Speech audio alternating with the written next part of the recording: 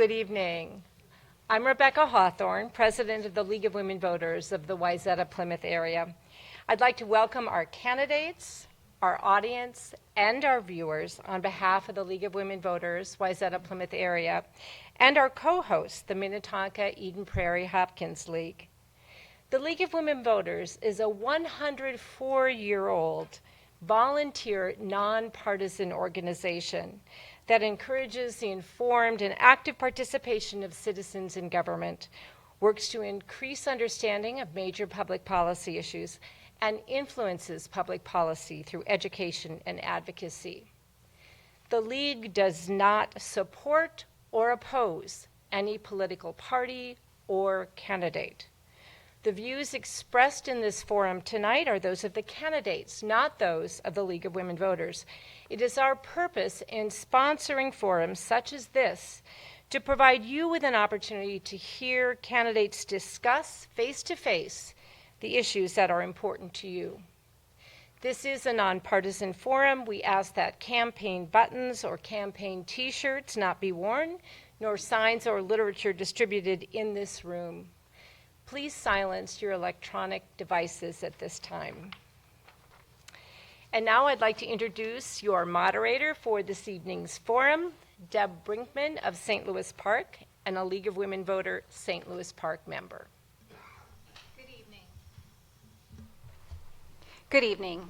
Tonight's forum is provided to give you the opportunity to learn about the candidates running for Senate District 45.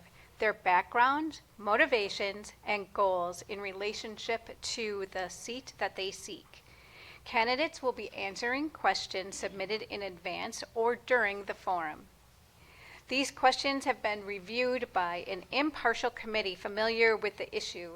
It's our intention in good faith to select questions that represent the interests expressed by the voters, that are focused on the future and not based on hindsight, that are relevant to the office being sought, and are not personal in nature, hostile, embarrassing, or unclear. Questions will be addressed to all candidates and may be consolidated or edited. There's never enough time to cover all the issues in a setting such as this. If your questions were not addressed, feel free to contact the candidate directly. The rules for this evening's forum are as follows. Candidates will be allowed an opening statement with a maximum of 2 minutes. During the question and answer period, answers will be limited to 1 minute unless designated by me as the moderator. And we do have one question that will be a little bit longer. Opening statements will be given in alphabetical order, and questions will be answered in a rotating order. A 15-second warning will be given to the candidates. The candidates will also be given an opportunity for a 1-minute closing statement. Candidates, please finish your sentence quickly when you see the stop sign, or you will be interrupted. We ask that there be no demonstrations in support or in opposition to the candidates or their positions, and that candidates be allowed their full time to get their points across. Recordings of this event, whether in person or by computer, may not be used without the express written approval of the League of Women Voters. The League will only allow audio-video of this event to be broadcast in its entirety, except by the media reporting on the event. If you have a question, please write it on a 3x5 card that's available. You should have gotten one when you walked in, and they'll just hand it up. And one of our volunteers will come and get it and pick it up, and that will go back for review at our question table. The candidates running for Senate District 45 are Kathleen Folk and Ann Johnson Stewart. So we'll begin with the 2-minute opening remarks. First, we'll start with Kathleen Folk. Well, first of all, I want to thank the League of Women Voters for hosting this event. And I also want to congratulate my opponent on her win in the primary. I am a proud mother, grandmother, and business owner. I decided to run for the state senate because I love this state, and I believe you fight for what you love. Our state has been knocked out of balance by the lack of listening, the lack of openness, and by the lack of compromise. I believe we can do better. We must do better. When I'm out listening to the voters at the doors, parades, and many of my community events that I've attended, I hear one message loud and clear. They are tired of the chaos and the constant divisiveness.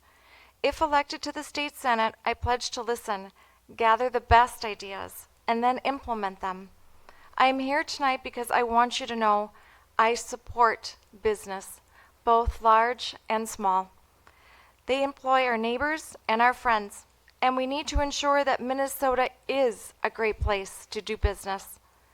I'm here tonight to once again state I will not vote to ban abortion or place heavy-handed restrictions on women. I look forward to implementing solutions that support women and young families. I'm here tonight to let you know I will be an advocate for our schools, teachers, and children. Our kids deserve the best education, and with flexible funding, we can accomplish just that. I'm excited to be here and share with everyone my vision for a better Minnesota, for a balanced Minnesota. Single-party control showed us dangers of one-sided government. I look forward to heartfelt discussions so we can implement real solutions. I promise to be a voice for common sense, and I look forward to sharing that vision with you tonight. Thank you. Thank you, Kathleen. Ann Johnson-Stewart. Well, hello, everyone. It's good to see a full room. I'm Ann Johnson-Stewart. I'm a civil engineer. I'm a former state senator, a former business owner, and I teach at the University of Minnesota. I ran so that we could build thriving communities where all of us, regardless of who we are or where we live, who we vote for or who we love, can thrive. I live in Minnetonka with my husband and my family and our 2 dogs. We're both very active in volunteer work, especially at the university. My parents were both public school teachers, so I learned early the value of hard work, but also the value of public education and what a difference world-class teaching can do in our lives. I first ran for Senate to address the need for common sense gun reform, and I was also concerned about our lack of maintaining our infrastructure. I felt very strongly that we needed a civil engineer in the Senate. Those issues still motivate me a lot, but I also know that right now we must maintain the responsive and compassionate leadership that voters deserve. We desperately need legislators that trust women to make their own health care decisions. As a civil engineer, I know how infrastructure works, and what I love about it is it doesn't have a party. We all depend on it, we take it for granted, and we expect it to work. And we need it to power a thriving economy. In 1995, I started a small business. I grew it from 1, I suppose you'd say, to 35 like-minded professionals who value data-driven problem solving and who love building those things we depend on. I sold that business in 2022 and to focus on teaching and volunteer work and public service. I hold those values very high and think it's a noble cause to continue to teach and to run for Senate. Oh, sorry about that. I was looking back there, sorry. Very good. Thank you, Ann. Now we'll start with the questions. Again, we'll go in rotating order, and you'll have 1 minute to answer these first few questions. So we'll first start with Ann. What is your top legislative priority for District 45 and why? Well, that's an easy one for me. My top legislative priority is infrastructure and securing bonding money and other public funding for our drinking water systems.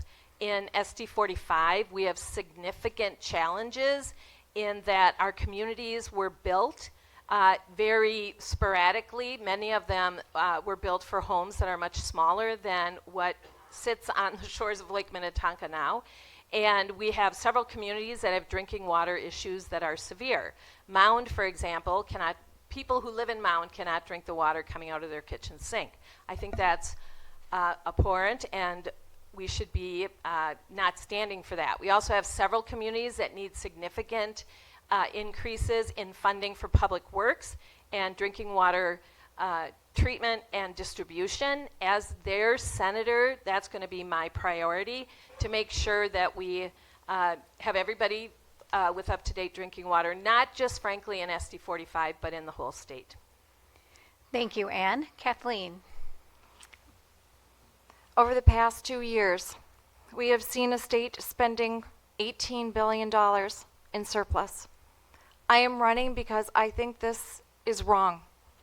With that $18 billion surplus spent and zero ground common sense achieved, that one-sided government forgot about the seniors, the mental health facilities, the hospitals, the schools, and additionally, the oversight that was needed never came when the $1 billion was spent in fraud. We can and must do better.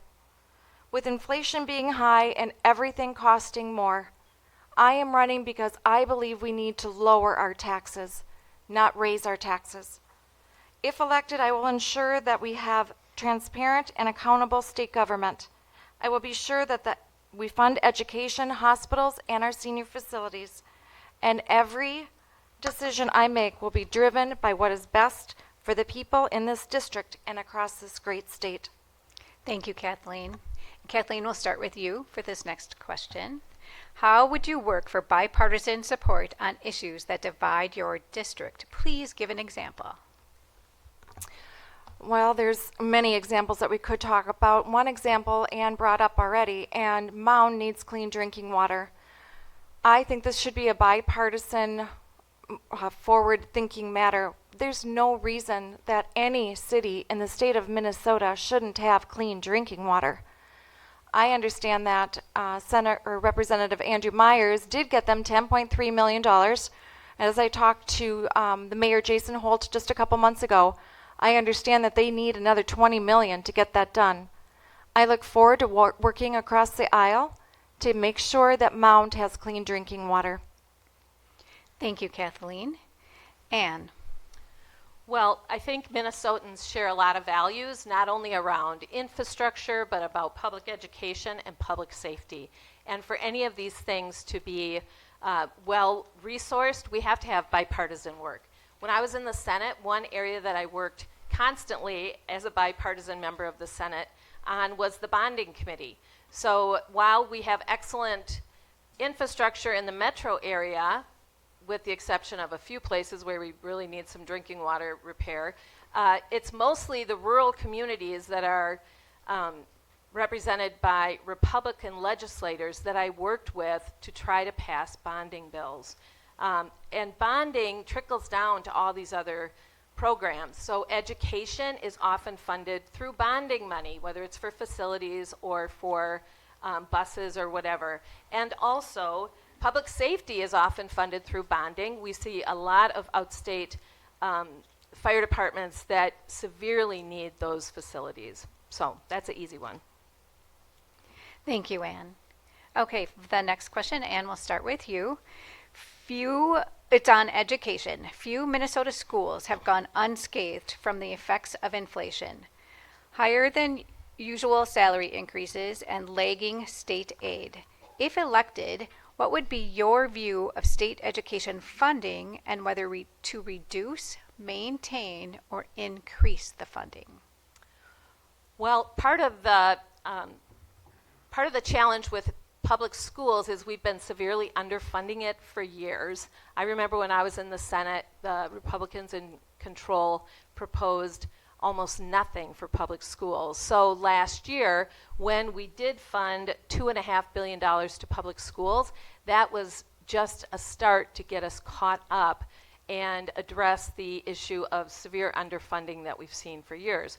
I would continue on that catching up and continue to fund public schools. I think that that's a value that we can agree on, whether you're Republican or Democrat. And we know what teachers need.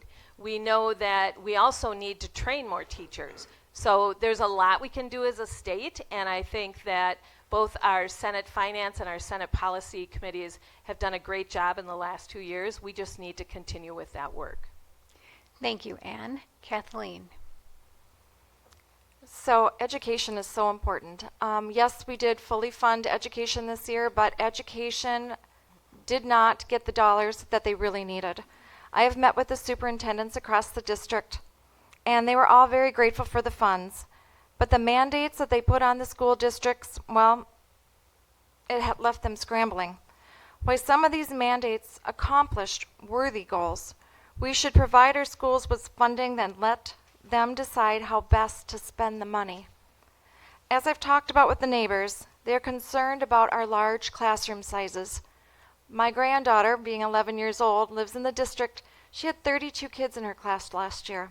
That's too many kids. She had a great teacher, but that's still too many kids. If elected, I will prioritize 3 things in education: provide flexible funding, ensure parent involvement, and review mandates and ensure benefits outweigh the costs. We need teachers working with parents, and we need parents supporting our teachers.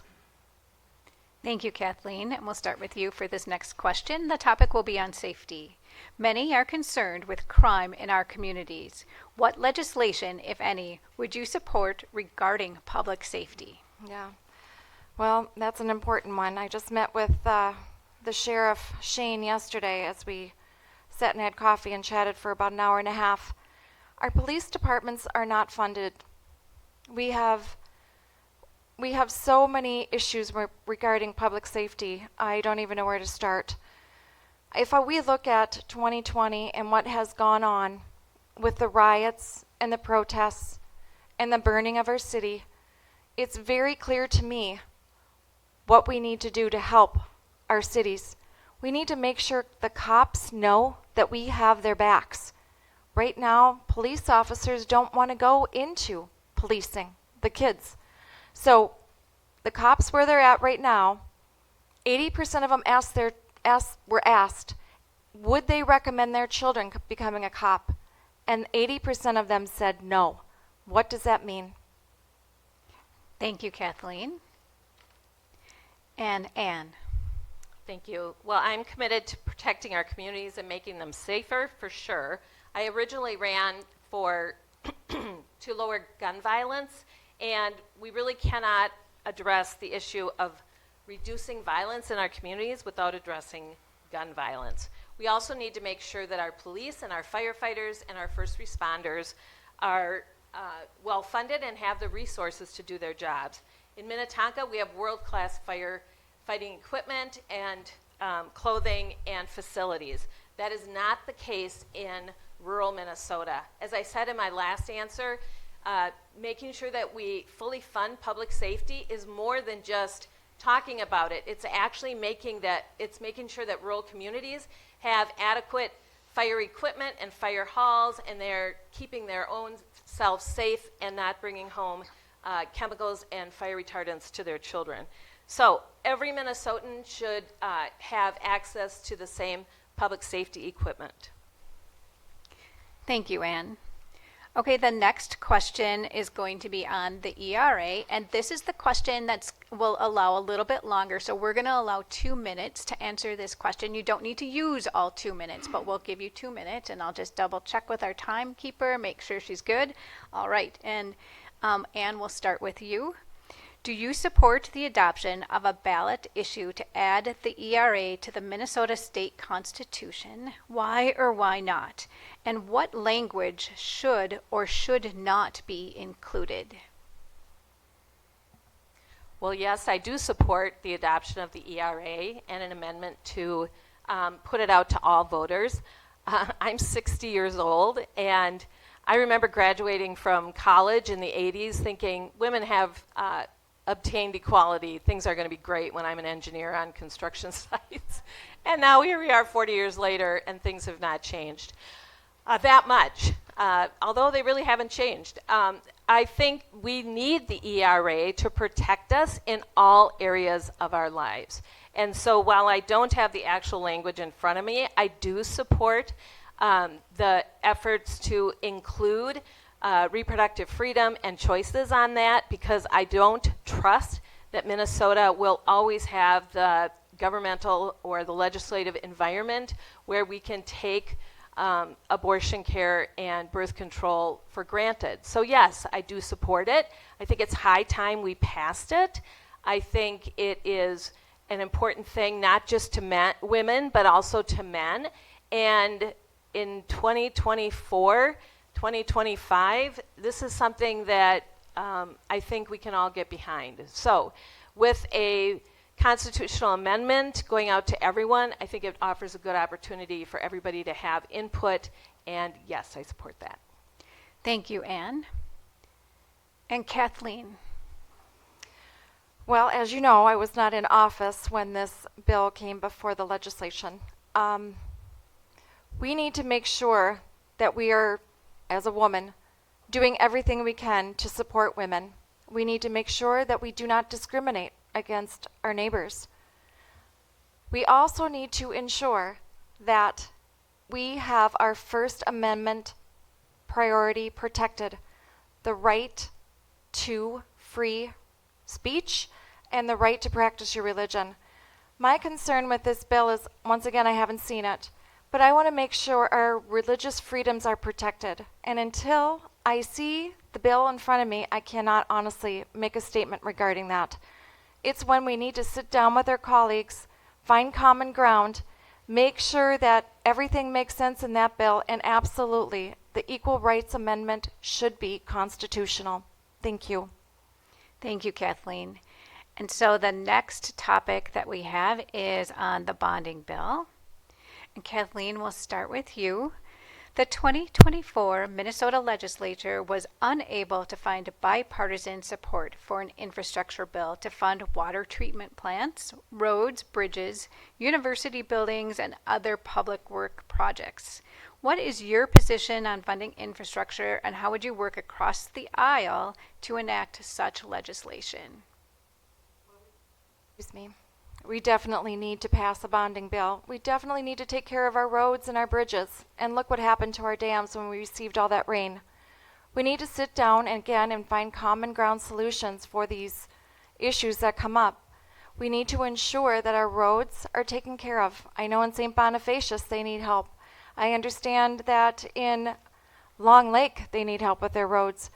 We can work together because these are topics that we can work together very easily on. These are important things that we can focus on and find common ground. Thank you, Kathleen. And Anne. Well, working on the bonding bill requires bipartisan support because any public bonding must be approved by a supermajority. That's one of the reasons that we didn't get a bonding bill last year. Democrats can't pass a bonding bill on their own, and Republicans can't pass a bonding bill on their own. And so it becomes a very political hot potato at the end of the session as different parties try to bargain for what they want. I was very angry that the bonding bill was not passed last year. There are some communities that are in desperate need of improvements to their infrastructure. There are communities in Minnesota like Mound, who can't drink the water from their kitchen sink. There are communities with raw sewage in their backyard. I've seen it. And so for us to not pass a bonding bill is inexcusable. I will do all that I can, just as I did as a volunteer for the last 2 years, to work across all party lines to get a bonding bill passed because it's critical. Thank you, Anne. And we'll start with you for this next question. The topic is going to be on the budget surplus. If elected, what would your priorities be for using a state budget surplus? Well, my priorities are pretty simple: infrastructure, public education, and public safety. All of these are shared values, I bet, to every person in this room. We all rely on infrastructure. We all know what it's like if you turn on the sink and nothing comes out. That's pretty irritating. We all know what it's like, well, some of us know what it's like to have a flooded basement because your sewer pipe broke, as ours did a couple years ago. So infrastructure is something that has no party, and I feel strongly that if we had a budget surplus, this is exactly where we should be spending money. I mentioned it earlier. It's what we did, or what the legislature did in the last biennium. They spent an additional $3 billion in both cash and bonding just to catch up. But I think the same holds true for fully supporting public education. Again, it ties directly to bonding money and making sure that all of our police and firefighters are fully funded and have the resources they need. Thank you, Anne. Kathleen. So when you have a bonding surplus or budget surplus, you want to make sure that you follow through with the promises that you made. Last go around, that budget surplus was supposed to go to the seniors to help them reduce their Social Security tax. If you say something, then you must follow through and do it. I would like to see the surplus used for mental health facilities, our senior facilities, and our hospitals. As you know, or may have heard, North Memorial had to close 8 of their beds that gave people no place to go when they were suffering. 8 beds were shorted. Can you imagine showing up to the hospital when you really needed a mental health service and you needed to either leave or go down to HCMC? We can do better. Thank you, Kathleen. Okay, this next topic is on healthcare disparities. And Kathleen, we'll start with you. Reproductive rights remain a hot topic at both the national and state level. What are your views on Minnesota's passage of the legislation protecting reproductive health care decisions and access to care, as well as protecting parents' medical records from prosecution by other states? As I mentioned in my opening statement, since announcing my candidacy for office, I have been clear about one thing. I don't like extremes. That means no matter what anyone says, I will not vote to ban abortion. That is extreme and that will hurt women. Further, I will not support efforts that put unreasonable restrictions on women. As I talked with voters, what I have heard is they want women to have options, and I couldn't agree more. As you know, they passed the PRO Act, as you mentioned, and in our state constitution, it is protected. Now, Minnesota, let's ensure that women know that we have their backs. Let's make sure that they know they can go to a facility and receive birth control, education, and make sure that they can receive counseling if needed. You know what, when she puts up that timer, it really does kind of get you, and she's over there. Let's use our hearts and our minds on this subject. Thank you. Thank you, Kathleen. And Anne. Well, reproductive freedom is a core value for me. I've been working on this issue for decades. I trust women to know what's best and to control their own bodies and their own futures.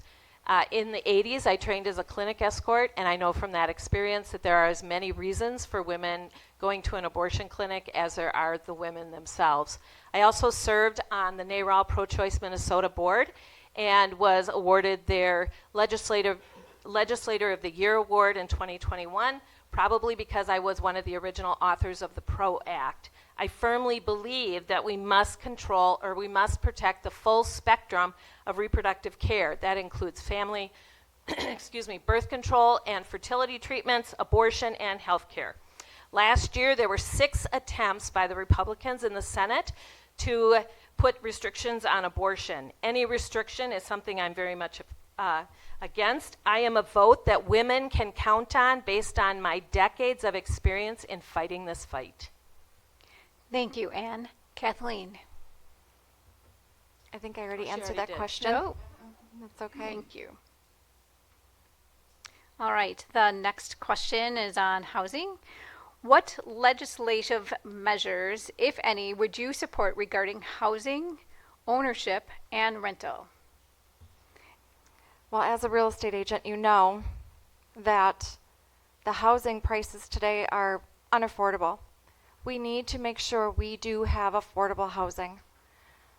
As you look around the state, there's pockets, but just very few pockets where someone can actually buy a house that's nearly $350,000. Not in Senate District 45. The homes are way, way more expensive. We need to ensure that our building costs come down, and that is due to inflation.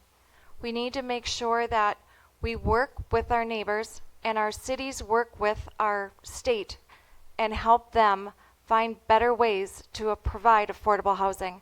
But it should stay at the city level. I just ask that the state work with the city to provide some there she goes, devise some forthright and thinking moving forward. We can work together on this, and as a realtor, I can appreciate this, no doubt. Thank you, Kathleen. Anne. Well, affordable housing is something that I think affects all of us because we all have children who are not all, but some of us have children who are trying to get established in their first or second home. In Minnetonka, we have affordable housing that costs $1,200 a month to rent. To me, that's more than our house payment ever was, and I don't think that's affordable. So I think when we talk about affordable housing, we need to talk about by whose measure. This is certainly not just a case in the metro area. We have significant housing needs in rural Minnesota, so much so that employers don't have enough housing for their staffs. I think there are some things that the state can do. We can implement housing projects through bonding money. We can fund low-income loans or loans that are forgivable to spur economic development in certain areas. And we can work with nonprofits who have a handle on multifamily housing and low-income housing, and I'm all for it. Thank you. The next question is on social and racial justice. And Anne, we'll start with you. What legislative policies, if any, would you pursue to address economic disparities in labor force participation, unemployment, and income and poverty levels between Minnesota's white residents and residents of color? Well, the state has put forth some money towards workforce training in an attempt to eliminate some of the racial disparities. I know firsthand because I've been doing this for the last 20 years. So as an example, I worked to train people of color and women getting into the construction trades. I've taught hundreds of people who are looking for a new start in life or new ways to work. And it's a very good way to put people on the path towards economic stability and towards union jobs where they can afford to raise a family and buy a home. I have seen firsthand just the transformative change that this kind of funding and program makes in everyday work, and that's just one example of what we can do. We also need to be looking at our housing disparities and education, but I think we already have several great examples of education and workforce training that does an excellent job. Thank you. Kathleen.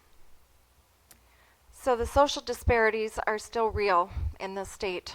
I believe what we need to do is we need to look at our schools, our high schools, and bring back the trades. Let's make sure our kids know that there's something else that they can do other than just going to college. We need trades. We need labor. We have a shortage of labor right now.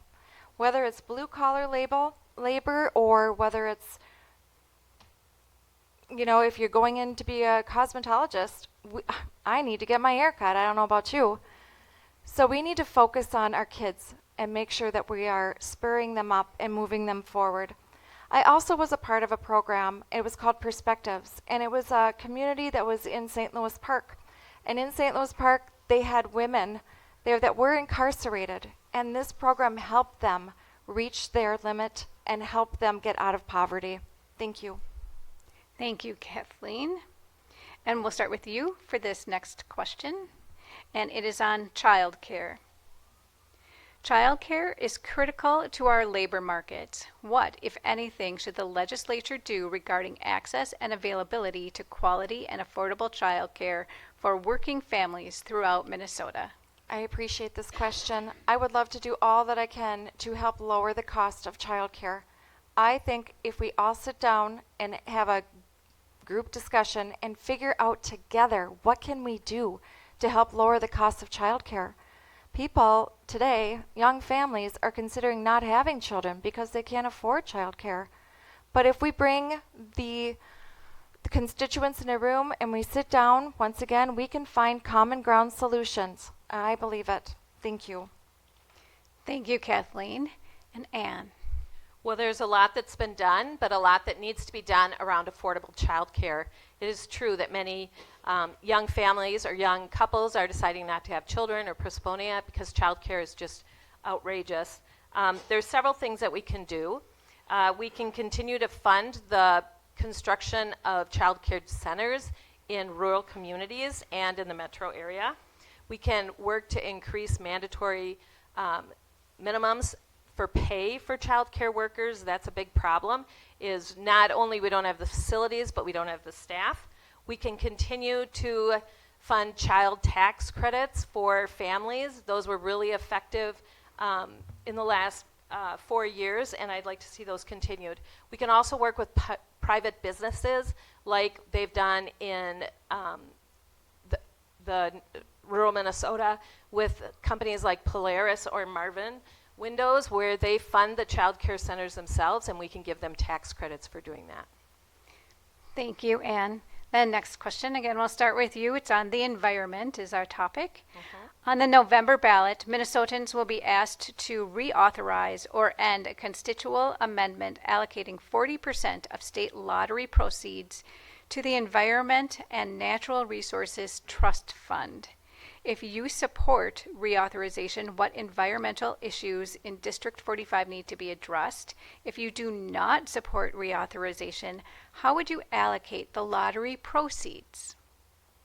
Well, I support it to be continued. We have an expert not only in the district but in the room here with Representative Acom, who does a great job on environmental issues, and I'll look forward to partnering with her as I did when I was in the Senate before.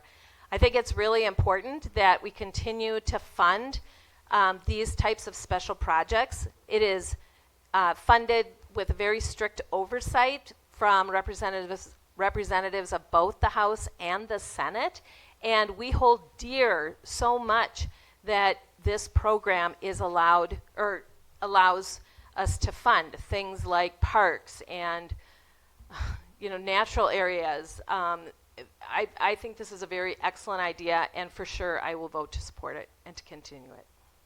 Thank you. Kathleen? Would you repeat Would you like the me to question, repeat it? please? For Yeah, sure. Thank you. A bill, this is on the on the environment.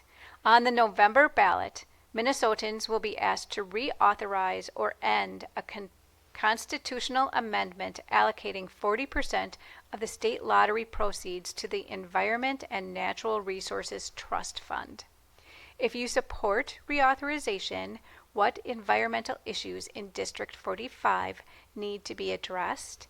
If you do not support reauthorization, how would you allocate the lottery proceeds? I would support the reauthorization, absolutely. We live in a land of 10,000 lakes, and we have a beautiful boundary waters, and we definitely need to ensure that our lakes and our streams and our boundary waters are protected. We are right here, we're right in the heart of Lake Minnetonka, so we understand the benefit that that lake gives us. I would also like to ensure that those that use the lake and rivers, that they use it respectively. Make sure that they are cleaning off their boats when they leave the lakes and before they enter. There's so many things that we can do, and I believe if we work together, we can get them done. Thank you, Kathleen. The next question will be on the local zoning authority. A bill that would end single-family zoning in Minnesota and bar municipalities from using restrictive zoning to block housing developments has stalled in both the legislative chambers. In what circumstances, if any, do you think the legislature should override local decisions, particularly in regards to planning and zoning authority? Is that my question first? Kathleen, yeah, Thank we'll you. start with Well, you. once again, as a realtor, this hits home with me. I don't think the legislature should be involved in this discussion. I think it needs to remain with the cities. The cities know best how to run their cities and their neighborhoods. And when a city gets overpopulated, it's not good for anyone. The schools get overcrowded and the teachers get stressed, and it's just not a good idea. Let's keep it local and keep it out of the state's hands. Thank you, Kathleen. Anne?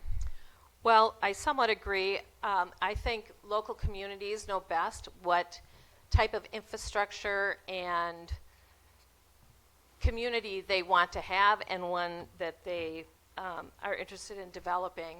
I think the challenge... There we go. All right. Okay, I'm going to start over. So I agree. Yeah. I think. Hold on, let's just get a timekeeper. We'll just wait for a thumbs up. Okay, we're good. Okay, I would tend to agree. I think local communities know best what's right for their own communities, and I think building housing, according to what this law or this bill proposed, is somewhat it's too general. So, for example, there's many communities around Lake Minnetonka that all of the residents, half of the residents, are on septic tanks or on private wells. To require that a community with just, a variety of types of services install or zone for multifamily housing might just be not a good fit. It might not work in that community. So for the state to mandate that is, I think, a bit too broad. I do support the state mandating some things around development, but in this one area, I think it's too broad based on the fact that we have so much diversity in our individual communities. Okay, thank you. And so the next question is on inflation. Anne, we'll start with you. What measures would you support to address the rising living costs experienced by Minnesota residents? Well, prices are crazy. I mean, last night I was at Quick Trip and eggs are still $4 a dozen.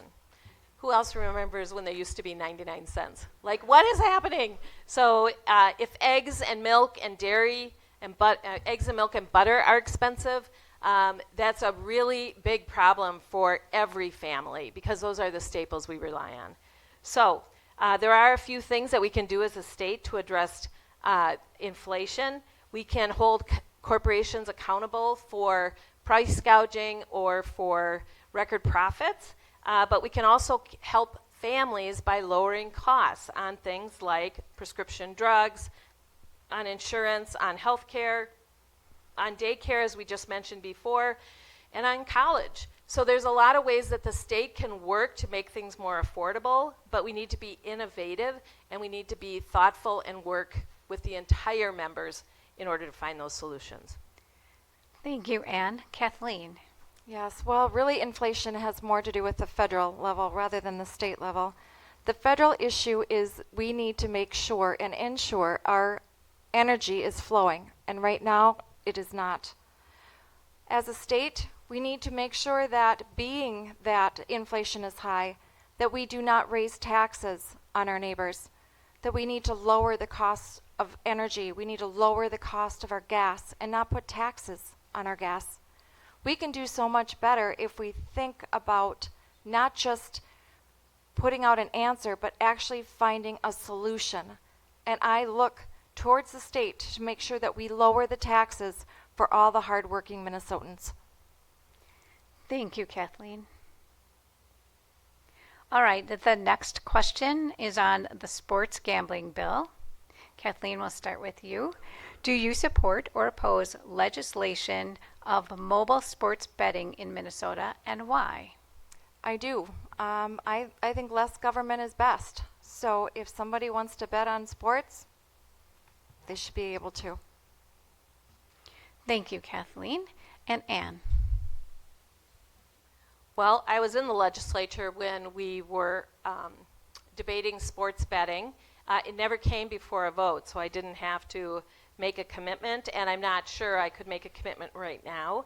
I have been following this issue in preparation of possibly returning to the Senate, and what I have been noticing is senators who I align with in my values very closely both support and oppose sports betting. So I have to be honest, I'm not avoiding the issue. I think there's concerns about high school level sports betting.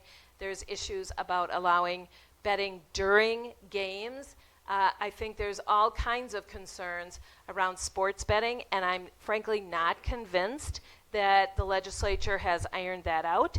And I guess if it comes before us, I'll have to make a decision then. Thank you, Anne. And we'll start with you for this next question. The topic is end-of-life bill. End-of-life Option Act was proposed in 2024 legislation that would allow an individual to request medical aid in dying provided certain requirements are met. Do you support or oppose this legislation? Please explain your position. I do support the end-of-life bill. I'm very transparent about that. I have read a lot about it. Again, in the last 2 years, I've continued to follow what the legislature is doing, and I feel very confident that the guardrails I have been put into the bill that would protect those people who are vulnerable and those people like members of my own family who don't have a terminal illness and who are not of the do not have the wherewithal to know that that's a reasonable option for them. I cared for both my parents as they died from very painful cancer, both of them in their homes. It was gut-wrenching to watch, and I'm sure many of us had the same experience. For me to be able to take out some of the pain that both my parents experienced during their cancer journey is something that I would have liked to have had available to at least consider. Thank you, Anne. Kathleen. I would firmly say no. I do not support the end-of-life bill. I believe that this will do more harm to families than we know. Can you imagine a family that has a mother and a father that one of them has a terminal illness, they don't have money, and the kids don't have money, and so the mother or the father is going to feel as though they need to end their life because they don't want their kids to suffer. And I would not support this bill. Period. Thank you, Kathleen. Kathleen, we'll start with you with this next question, and it is on mental health. Our youth are experiencing high rates of mental health issues. What legislative action, if any, do you support to address this? Yes. Mental health is a huge issue, and as you know, it's one of my priorities on my platform.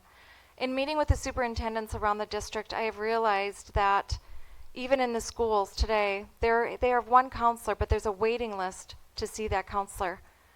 We have issues here, not just in this state, but across our country. We need to support those that have the silent voices. I lost somebody several years ago from mental health, and I promised her mother that once elected, I will do everything in my power to make sure somebody that needs mental health help has it. Like I mentioned earlier, North Memorial closed 8 of their beds. I'm thankful that Allina Health has helped and supported some of these mental health facilities, the one that's located in Fridley by chance. Allina Health is doing good work, and I hope to use them as a focus on how we can do things better in the future. Thank you, Kathleen. And Anne. I agree that there's much more we could do around providing more resources to both teachers and counselors in our public schools, and I very much would support that.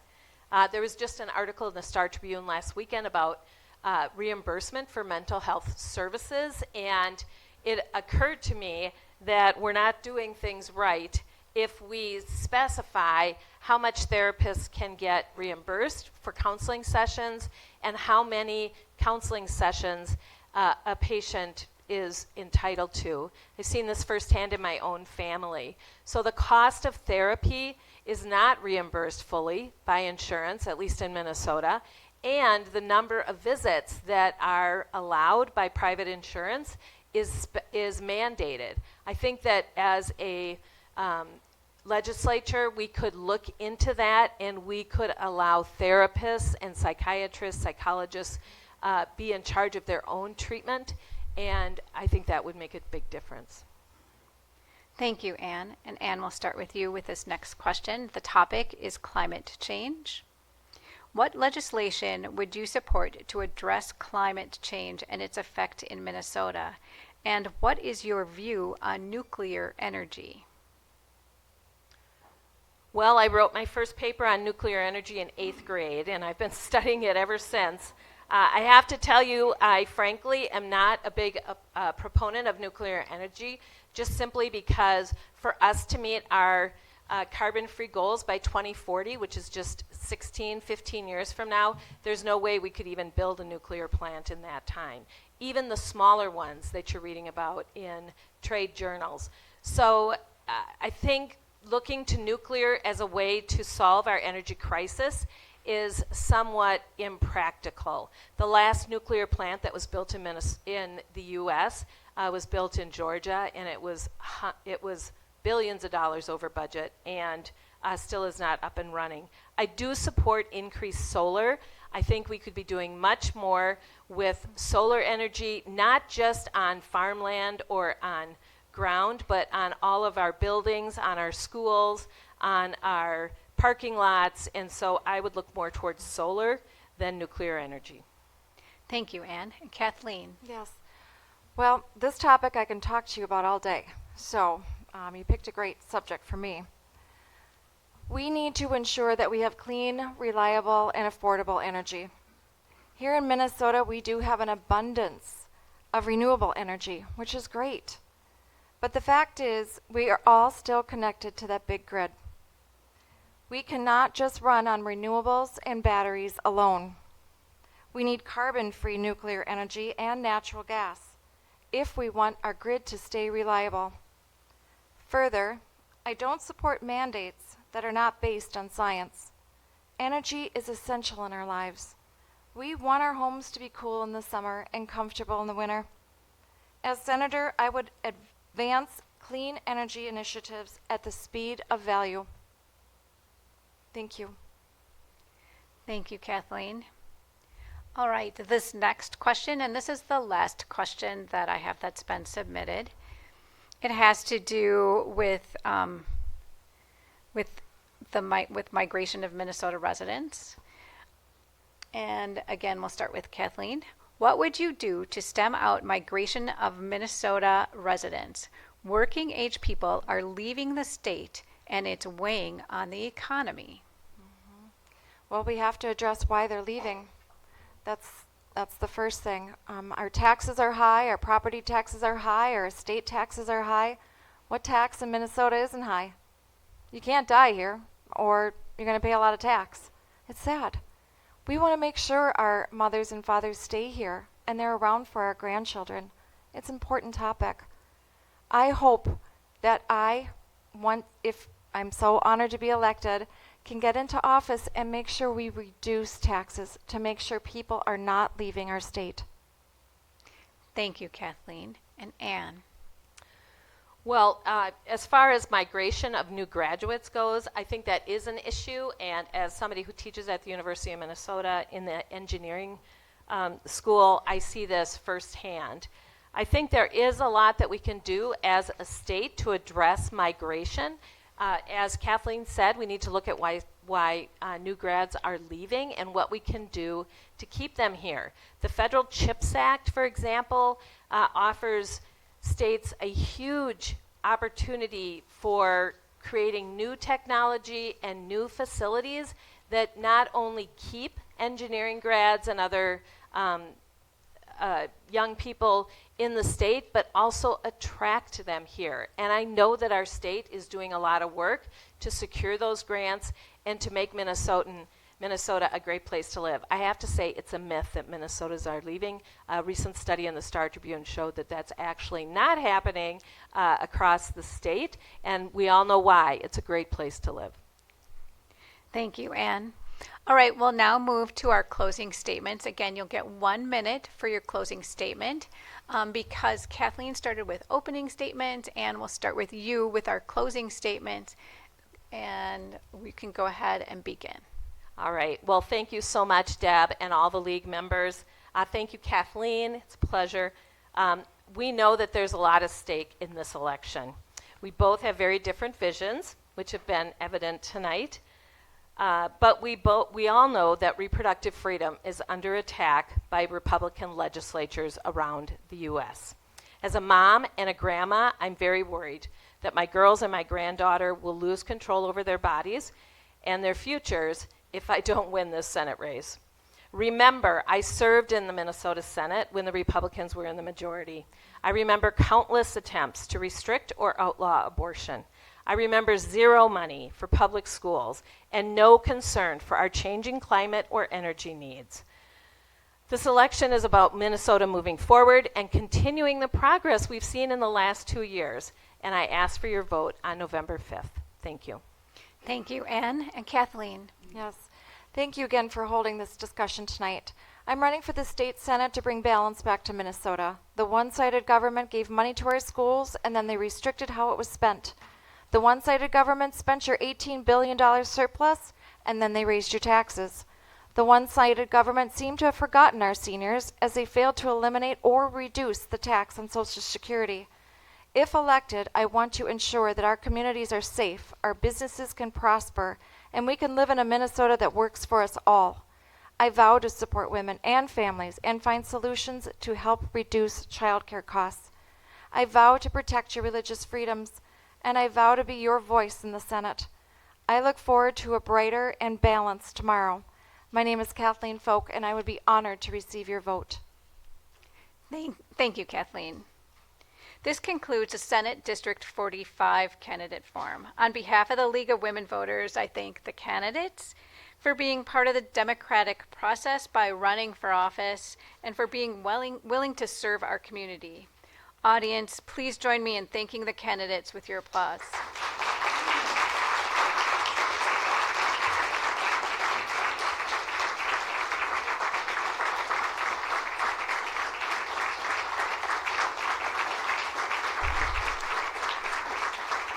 A little bit more, hold on. Thank you also to the League of Women Voter volunteers, our audience here, and those viewing this event virtually for your participation in this candidate forum. Thank you to the Minnetonka City staff for supporting this event and for Comcast for broadcasting live streaming, and recording tonight's forum. On-demand viewing can be accessed at lwvwpa.org. For additional election information, we encourage you to visit vote411.org, the League of Women Voters award-winning one-stop shop where voters can register to vote, find their polling place, and learn how candidates stand on issues. Please remember to vote in the November 5th election by absentee ballot or in person. Early voting begins on September 20th. Your vote is your voice. The League of Women Voters welcomes new members, both men and women, at lwvwpa.org. This concludes the candidate forum. Thank you, everyone, and good night.